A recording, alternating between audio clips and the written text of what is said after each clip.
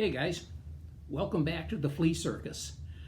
Our story today is from Daniel chapter 6, and it is entitled, Dan the Man of God. I have always had an affection for the Old Testament prophet Daniel, and not just because we share the same name.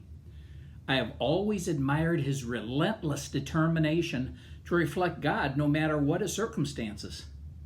Now that's pretty impressive stuff considering he was removed from his hometown by force, thank you King Nebuchadnezzar, and then made to march from Jerusalem to Babylon, a journey of about 500 miles, think being made to walk from Redwood Falls to Chicago, likely at somebody's pace, not his, and all this happening most likely during Daniel's teenage years.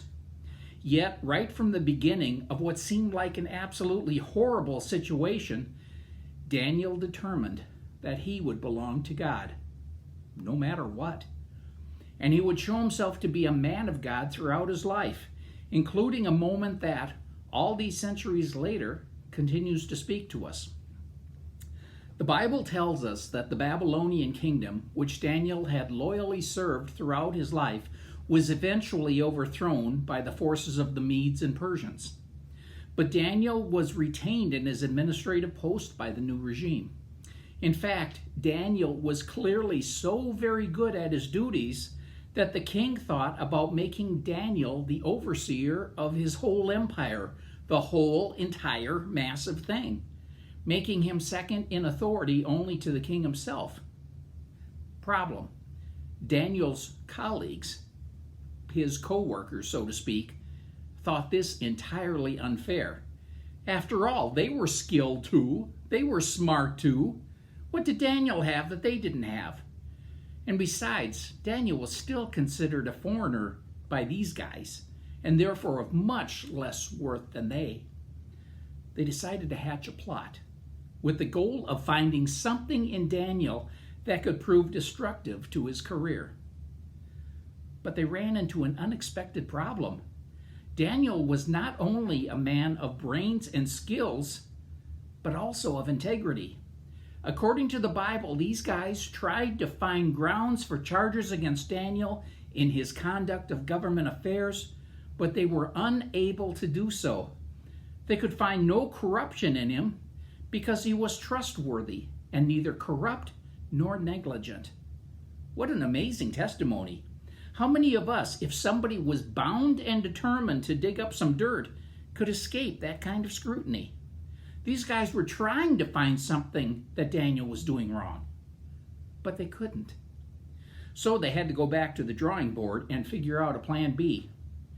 Now, as they kept watching him, they began to notice that Daniel prayed 3 times a day, every day. He was completely faithful to this part of his daily routine. So they decided that maybe, just maybe, his devotion to God, to his God, could be his undoing. They persuaded the king to try something out as kind of a test of a loyalty to his rule. And they presented their plan. Your Majesty, all of us, your most loyal government servants, have all agreed that the king should issue an edict and enforce the decree that anyone who prays to any god or human being during the next 30 days, except to you, your Majesty, should be thrown into the lion's den. Now, your Majesty, issue the decree and put it in writing so that it cannot be altered, in accordance with the law of the Medes and Persians, which cannot be repealed. Now the king, no doubt flattered by all this, signed it into law, a law that could not be revoked. So what was Daniel's response to this? The story continues.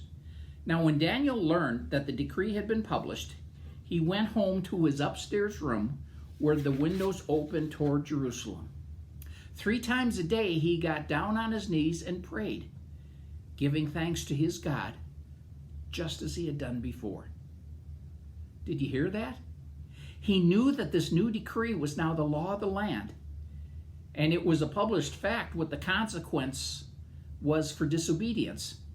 He'd be the main course on a lion menu. But it didn't change a thing as far as he was concerned. That was earthly kingdom stuff. And he was far more interested in God kingdom stuff. So he continued his faithful life of prayer and devotion to a God who he knew had been more than faithful to him, just like he always had. But this was exactly what his enemies had been waiting for. As the Bible said, then these men went as a group and found Daniel praying and asking God for help.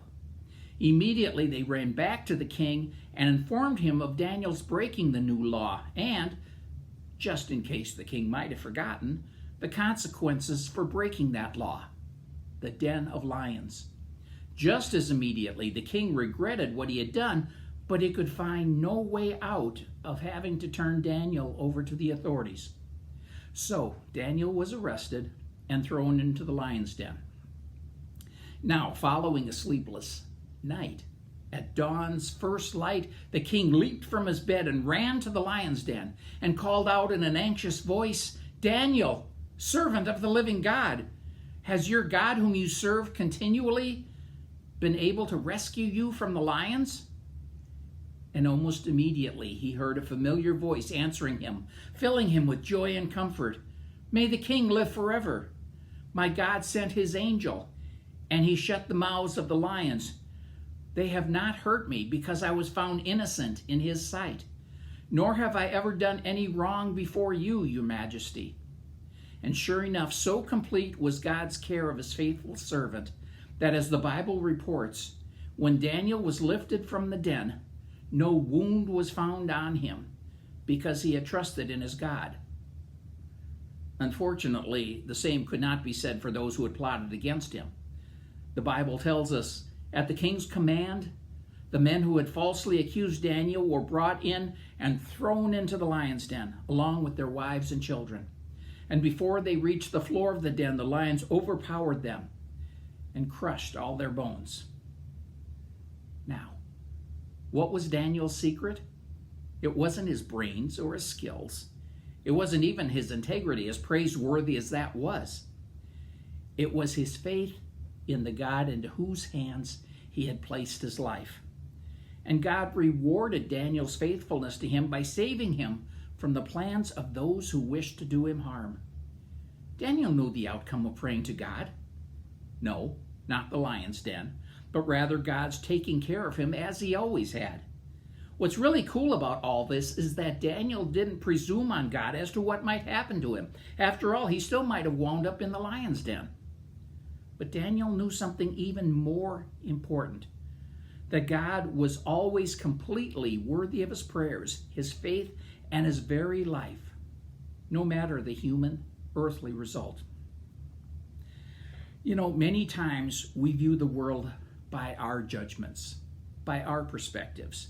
We sometimes even go so far as to presume what God would do or should do in a given situation, because after all, that's what I would do. Folks, our God is so much bigger than our viewpoints and perspectives. His plans are perfect because his viewpoint is perfect. His outcomes are perfect.